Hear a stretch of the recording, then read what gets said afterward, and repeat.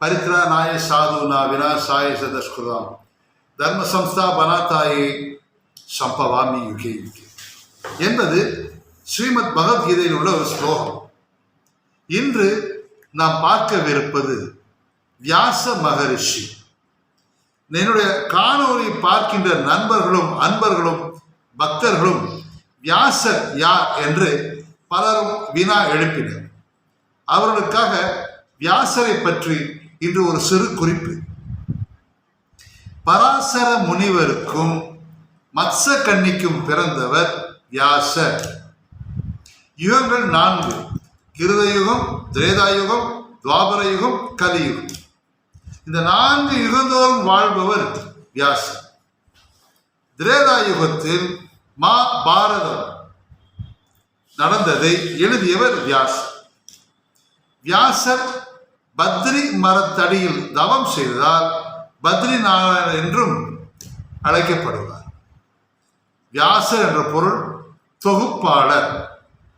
வேத வியாசர் என்று நாம் சொல்வது வேதங்கள் அனாதியானவை, அப்புருஷு. வேதங்கள் அக்னிமீளே, புரோகிதம், யக்யச, தேவவித விஜம் என்று அக்னி பகவானுக்கு ஸ்தோத்திரம் சொல்லி ரிக்வேதம் துவங்கினாலும் அதை 4ஆக தொகுத்தவர் வியாசர். ரிக்வேதம், யதுர்வேதம், சாமவேதம், அதர்வண வேதம் என்று 4ஆக வகுத்தவர் வியாசர். அதனால்தான் அவருக்கு வேத வியாசர் என்று பெயர். ராமர் தோன்றிய சூரிய குலம் முதலில் தோன்றியவன் காகுத்தன், சூரியன் வம்சத்தில். அதே போல் இங்கே மகாபாரதத்திலே சந்திரகுலம். இந்த சந்திரகுலத்தின் மூத்தவர் தான் வியாசர். வியாசருக்கு அம்பிகை மூலமாக பாண்டு, திருதராஷ்டிரன் மற்றும் விதுரன் பிறந்தனர். பாண்டுவின் புதல்வர்கள் பாண்டவர்கள் என்றும் திருதராஷ்டிரன் மைந்தர்கள் கௌரவர்கள் என்றும் அழைக்கப்பட்டனர். அதன் பின்பு வந்ததுதான் மகாபாரத கதை. அந்த மகாபாரத கதையை இதிகாசமாக எழுதியவர் வியாச மகரிஷி.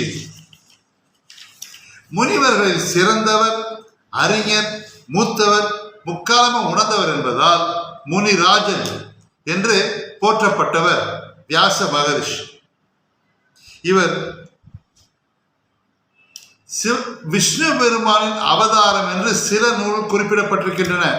இல்லை, நான் படித்த பல நூல்களிலும் ஒரு யூகமாக சொல்லியிருப்பதை உடைய பத்ரிநாத்தில் கோவில் கொண்டுள்ள பத்ரிநாராயணன் வேறு, வேத வியாசர் வேறு.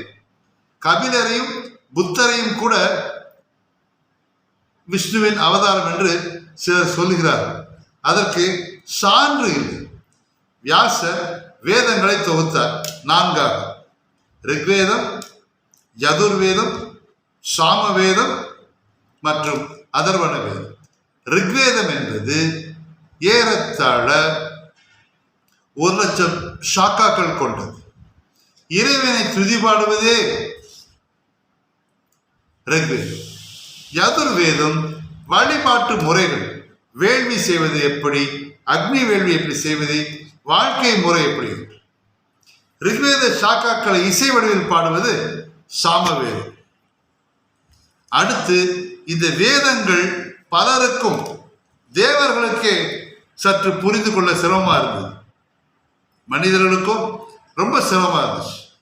ஆகையால் முனிவர்கள் வேத வியாசரிடம் போய் கோரிக்கை வைத்தனர். அதற்காக அதன் கருத்தை சுருக்கி 555 ஸ்லோகங்களாக பிரம்மசூத்திரம் என்று நூல் செய்தார். பிரம்ம சூத்திரம் என்று நூல் செய்தார்.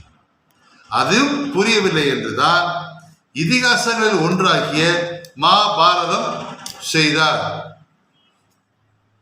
ராமாயணம் செய்தது வான்மீகி, மகாபாரதம் செய்தது வியாச மகரிஷி. அதன் பின்பு மூல புராணங்களாகிய 18 புராணங்களை எழுதியவரும் வியாச மகரிஷி. 108 உபபுராணங்கள், 18 புராணங்களும் 108 உபபுராணங்களும் செய்தவர் வியாச மகரிஷி. எல்லாம் செய்து முடித்த பின்பு மீண்டும் வருத்தத்தில் இருந்தார். அப்பொழுது திரிலோக சஞ்சாரியாகிய நாரதர் வந்தார்.